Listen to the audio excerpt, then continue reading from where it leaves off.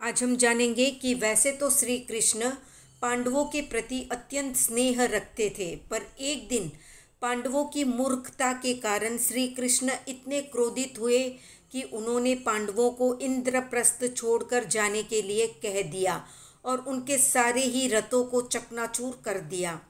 क्या किया था ऐसा पांडवों ने जो श्री कृष्ण को इतना भयंकर क्रोध आया? जानते हैं इस सच्चे प्रसंग में। आगे बढ़ने से पहले अगर आप चैनल पर नए हैं तो सब्सक्राइब कर दें और वीडियो को लाइक कर दीजिए। श्री कृष्ण का यादवों की तरह पांडवों के प्रति भी पूर्ण वात्सल्य था। वे सबके सुख दुख में सहायक होकर सबकी प्रतिपालना करते। श्री कृष्ण की छत्र छाया में पांडव इंद्रप्रस्थ में बड़े आनंद से राज्य का उपभोग कर रहे थे। एक समय नेमी नारद इंद्रप्रस्थ नगर में आए और महारानी द्रौपदी के भव्य प्रासाद में जा पहुँचे। पांडवों ने नारद का सत्कार किया, पर द्रौपदी ने नारद को अविरति समझकर विशेष आदर सत्कार नहीं दिया।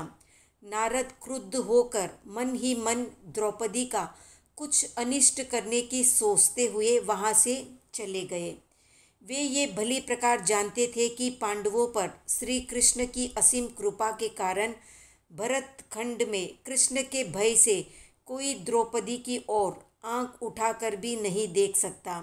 इसलिए द्रौपदी के लिए अनिष्टप्रद कुछ प्रपंच खड़ा करने की उदेड़ बुन में वे धातकी खंड द्वीप के भरत क्षेत्र की अमरकंका नगरी में स्त्री लंपट पद्मनाभ राजा के राज प्रासाद में पहुँचे। राजा पद्म ने राज सिंहासन से उठकर नारद का बड़ा सत्कार किया और उन्हें अपने अंतःपुर में ले गया। उसने वहां अपनी 700 परम सुंदरी रानियों की ओर इंगित करते हुए नारद से गर्व सहित पूछा, नारद, आपने विभिन्न द्वीप द्वीपांतरों के राज्य प्रासादों और बड़े बड़े अवनीपतियों के अंतःपुरों को देखा है, पर क्या कहीं इस प्रकार की चारुहासिनी सर्वांग सुंदरी स्त्रियों में रत्न तुल्य रमणियाँ देखी है? अपने अभीप्सित कार्य के संपादन का उचित अवसर समझकर नारद बोला, राजन, तुम कूपमंडूक की तरह बात कर रहे हो। जम्बूद्वीप के भरत खंड के हस्तिनापुर पांडवों की महारानी द्रौपदी के सामने तुम्हारी ये सब रानियां दासियां सी लगती है। ये कहकर नारद वहां से चल दिए। द्रौपदी को प्राप्त करने हेतु पद्मनाभ ने तपस्या पूर्वक अपने मित्र देव की आराधना की और देव के प्रकट होने पर उससे द्रौपदी को लाने की प्रार्थना की। देव ने पद्मनाभ से कहा, द्रौपदी पतिव्रता है, वो पांडवों के अतिरिक्त किसी भी पुरुष को नहीं चाहती, फिर भी तुम्हारी प्रीति हेतु मैं उसे लेकर आता हूँ। ये कहकर देव हस्तिनापुर पहुँचा और अवस्वापिनी विद्या से द्रौपदी को प्रगाढ़ निद्राधीन करके पद्मनाभ के पास ले आया। निद्रा खुलते ही सारी स्थिति देखकर द्रौपदी बड़ी चिंतित हुई। उसे चिंतित देखकर पद्मनाभ ने कहा, सुंदरी, किसी प्रकार की चिंता मत करो। मैं धातकी खंड द्वीप की अमरकंका नगरी का नरेश्वर पद्मनाभ हूँ। तुम्हें अपनी पट महिषी बनाने के लिए मैंने तुम्हें यहाँ मंगवाया है। द्रौपदी ने क्षण भर में ही अपनी जटिल स्थिति को समझ लिया और बड़ी ही दूरदर्शितापूर्ण उत्तर दिया, राजन, भरत खंड में कृष्ण वासुदेव मेरे रक्षक हैं। वे यदि 6 मास के भीतर मेरी खोज करते हुए यहाँ नहीं आएंगे तो मैं तुम्हारे निर्देश के अनुसार विचार करूँगी। यहाँ किसी दूसरे द्वीप के किसी आदमी का पहुँचना अशक्य है। ये समझकर कुटिल पद्मनाभ ने द्रौपदी की बात मान ली और द्रौपदी को कन्याओं के अंतःपुर में रख दिया। वहाँ द्रौपदी आइंबिल तप करते हुए रहने लगी। प्रातःकाल होते ही पांडवों ने द्रौपदी को न पाकर उसे ढूंढने के सब प्रयास किए, पर द्रौपदी का कहीं पर भी पता न चला। लाचार होकर उन्होंने कुंती के माध्यम से श्री कृष्ण को निवेदन किया। कृष्ण भी ये सुनकर क्षण भर विचार में पड़ गए। उसी समय नारद स्वयं के द्वारा उत्पन्न किए गए अनर्थ का कौतुक देखने के लिए वहां आ पहुँचे। कृष्ण द्वारा द्रौपदी का पता पूछने पर नारद ने कहा कि उन्होंने धातकीखंड द्वीप की अमरकंका नगरी के राजा पद्मनाभ के रनिवास में द्रौपदी जैसा रूप देखा है। नारद की बात सुनकर कृष्ण ने पांडवों और सेना के साथ मागध तीर्थ की ओर प्रयाण किया और वहां अष्टम तप से लवण समुद्र के अधिष्ठाता सुस्थित देव का चिंतन किया। सुस्थित ये कहते हुए उपस्थित हुए, कहिए मैं आपकी क्या सेवा करूं। कृष्ण ने कहा कि पद्मनाभ ने सती द्रौपदी का हरण कर लिया है, इसलिए ऐसा करो जिससे वो यहाँ पर लाई जा सके। सुस्थित देव ने कहा कि पद्मनाभ के एक मित्र देव ने द्रौपदी का हरण कर उसे सौंपा है, उसी प्रकार मैं द्रौपदी को वहाँ से आपके पास ले आऊँ अथवा आप आज्ञा दे तो पद्मनाभ को सदल बल समुद्र में डुबो दूँ और द्रौपदी आपको सौंप दूँ। श्री कृष्ण ने कहा, इतना कष्ट करने की आवश्यकता नहीं है। हमारे छहों के रथ लवण सागर को निर्बाध गति से पार कर सके ऐसा प्रबंध कर दो। हम खुद ही जाकर द्रौपदी को लाएंगे, ये हमारे लिए शोभनीय कार्य होगा। सुस्थित देव ने श्री कृष्ण के इच्छा के अनुसार प्रबंध कर दिया और 6 रथ स्थल की तरह विस्तीर्ण लवण दधी समुद्र को पार कर अमरकंका पहुंच गए। कृष्ण ने अपने सारथी दारुक को पद्मनाभ के पास भेजकर द्रौपदी को लौटाने को कहलवाया, पर पद्मनाभ ये सोचकर कि ये 6 आदमी मेरी अपार सेना के सामने क्या कर पाएगा, युद्ध के लिए सन्नट होकर आ डटा। पांडवों के इच्छा के अनुसार कृष्ण ने पहले पांडवों को पद्मनाभ से युद्ध करने की अनुमति दी, पर वे पद्मनाभ के अपार सैन्य बल से पराजित होकर कृष्ण के पास लौट आए।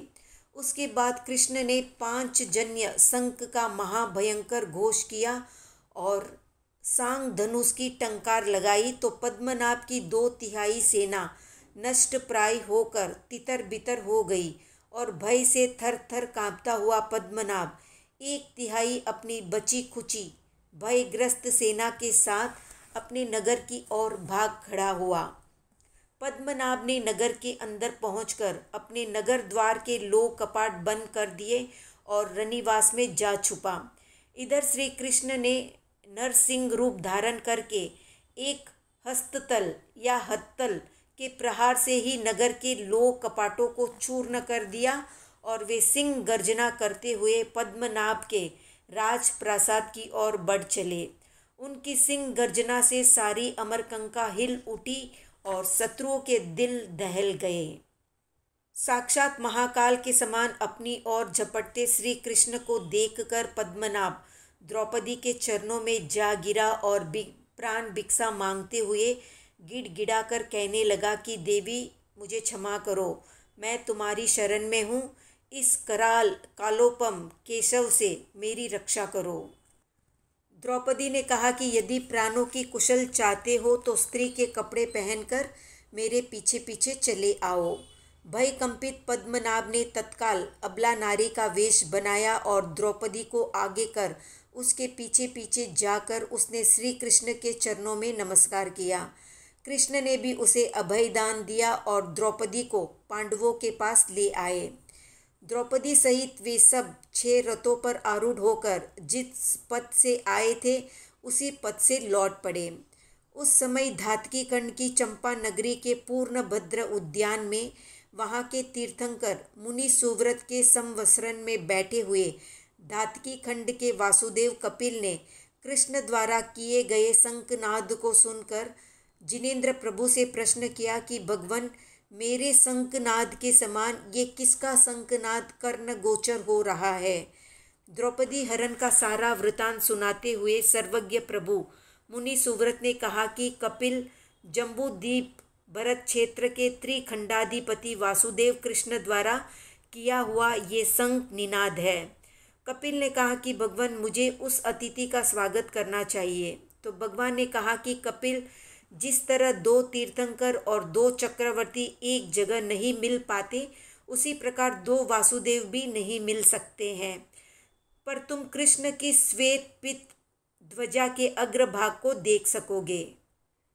भगवान से ये सुनकर कपिल वासुदेव श्री कृष्ण वासुदेव से मिलने की इच्छा लिए कृष्ण के रथ के पहियों का अनुसरण करता हुआ त्वरित गति से समुद्र तट की ओर बढ़ा और उसने समुद्र में जाते हुए कृष्ण के रथ की श्वेत और पीत वर्ण की ध्वजाओं के उग्रभाग देखे। उसने अपने शंख में इस आशय की ध्वनि को पूरित कर शंखनाद किया कि ये मैं कपिल वासुदेव आपसे मिलने की उत्कंठा लिए आया हूँ, कृपा कर आप वापस लौटिए। श्री कृष्ण ने भी शंख निनाद से ही उत्तर दिया कि हम बहुत दूर निकल आए हैं, अब वापस नहीं आ पाएंगे। शंख ध्वनि से कृष्ण का उत्तर पाकर कपिल अमरकंका नगरी पहुंचा। उसने पद्मनाभ की भर्त्सना कर उसे निर्वासित कर दिया और उसके पुत्र को अमरकंका के राज सिंहासन पर आसीन किया। इधर लवन समुद्र पार कर कृष्ण ने पांडवों से कहा, मैं सुस्थित देव को धन्यवाद देकर आता हूँ, तब तक आप लोग गंगा के उस पार पहुँच जाइए।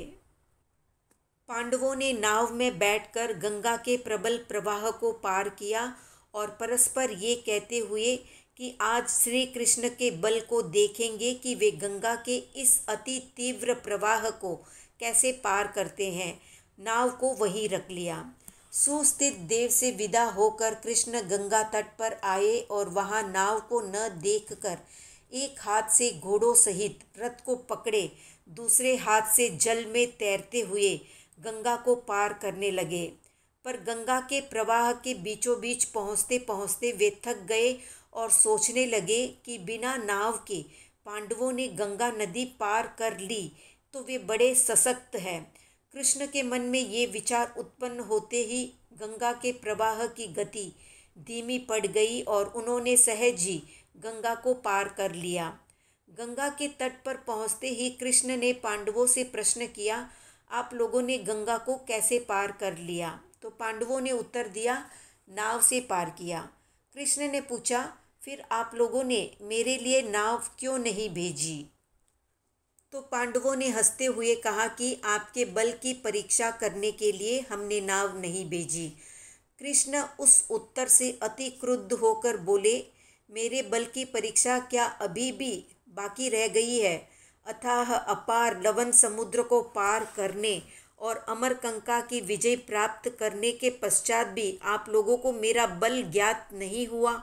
ये कहते हुए कृष्ण ने लोह दंड से पांडवों के रथों को चकनाचूर कर डाला और उन्हें अपने राज्य से बाहर चले जाने का आदेश दिया। श्री कृष्ण अपनी सेना के साथ द्वारिका की ओर चल पड़े और पांचों पांडव द्रौपदी सहित हस्तिनापुर आए। उन्होंने माता कुंती से सारा वृतांत कह सुनाया।